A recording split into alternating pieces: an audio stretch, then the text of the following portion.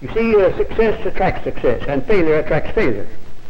I was beginning to feel at that time that I could do almost anything. I called the general sales manager of the General Motors Company and sold him on the idea of allowing me to train salesmen for General Motors, and in less than nothing flat, I had an income of $500 a week, and I was on my way. That was the beginning of my breaking of the spell, the worst spell of fear that I had ever undergone in my life. The Law of Success philosophy came out in 1928 in 8 volumes and became a bestseller all over the free world. In 1933, I got a telephone call one morning. The president wants to see you right away.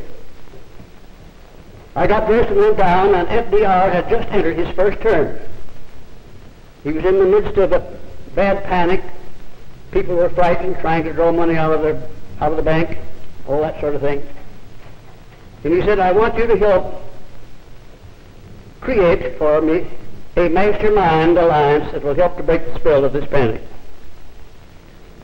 I went to work with the president and continued working for him for about 3 months, when one day he said, well, Napoleon, how much salary are you getting? I said, Mr. President, I'd like to know that myself. And he said, I'd like to know also who's paying it.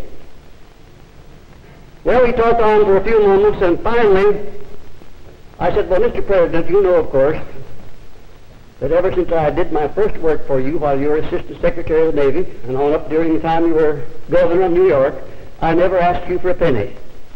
My labor for you was a labor of love, and let's still keep it that way. If you wish, put me on the payroll at $1 per year. His press secretary, who was sitting there, said, well, all right, Nap, if that's all you're asking, that's all you're going to get. He said, that's your philosophy, isn't it? I said, it certainly is.